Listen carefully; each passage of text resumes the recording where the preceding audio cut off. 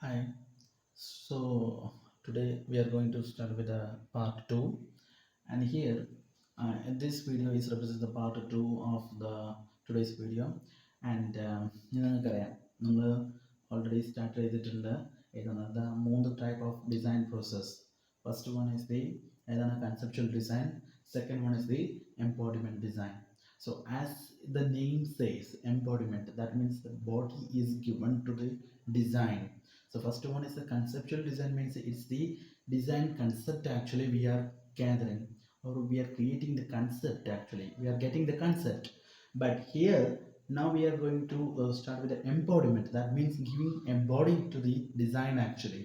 So here a structured development of the design concept is happening here. So we are giving a structure to the design. Okay, so what's exactly, for example, if a skeleton is there, then we are giving the body, actually the flesh we are giving. A human skeleton is there, suppose you imagine, then a flesh is giving. So that flesh is represents the actual shape of the body, isn't it? So the flesh is represents how look like actually. So like that way, if the flesh is placed on a skeleton, that is the embodiment of the design actually. So now all the main functions is performed by the product. We are checking whether all the functions is performed, and then we will take the decisions. So decisions means that what are the strength, materials and shape and spatial compatibility, like how much the space is occurring actually, and the size, etc. All decisions are made in here in the embodiment design. So as you know that, okay, so this one is one of the major thing. First one is the conceptual design. In that one we all concept type, all these things we will gather. But here we are giving the body, that means the flesh to a skeleton, like that. So this is the preliminary design. So that means if the preliminary design means that after this one only we will add up the things, like for example any modification is needed, then we will give. So first we will give the conceptual design, second one is the embodiment design. So this having a three main tasks. The first one is to the product architecture, second one is the configuration design of the parts or concepts, and third one is the parametric design of the parts. So the first one, the product architecture. So how we are going to architecture, or how we are giving a structure to that product actually. So by dividing the system into subsystems, and each subsystems we will give a structure actually.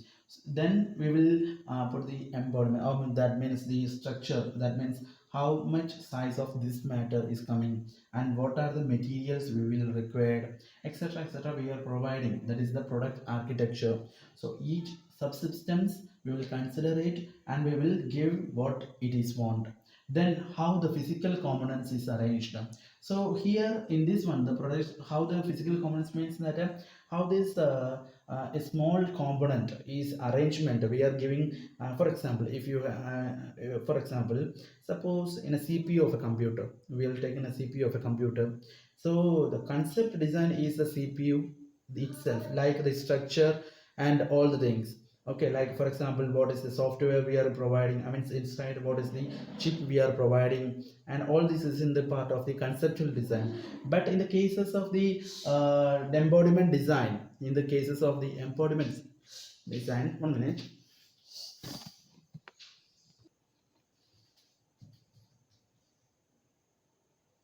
Okay, what we are talking about is the product architecture. In this one, the dividing the system into subsystems, and how the physical component is arranged actually.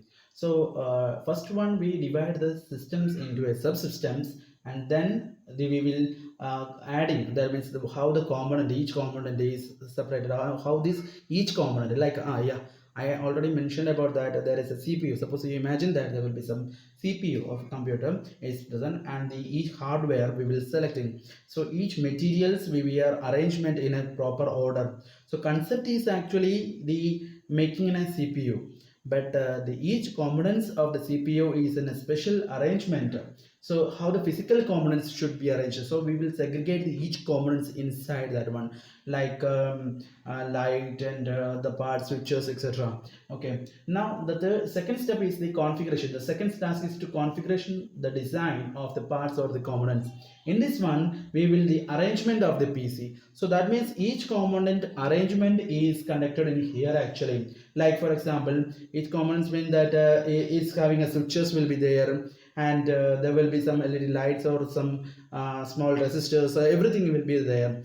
So that we have to arrange in a proper order.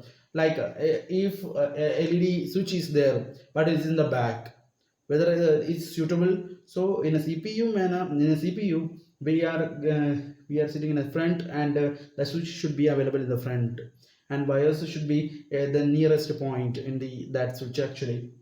So the arrangement of a product or the means the parts and the components should be in a proper manner. And the next one is the modeling and simulation.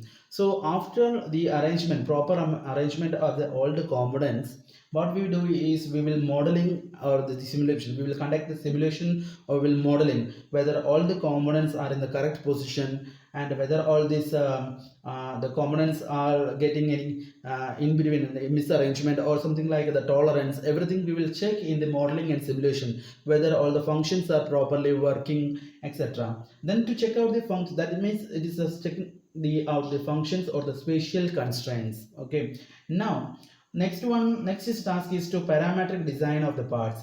That means to start with the information of the configuration in the part. So that means we will check whether the configuration parts, so that means the parts we will arrange already rearranged everything, so that we will whether that thing is right or not. That means the final, it's a final step. So the final decision of the all the parts and all the components is, or the materials we are selected is in the correct mode or not. So that is in the parametric design of the parts. After this we will not conduct any design changes actually. So for the final step is the parametric design of the parts actually.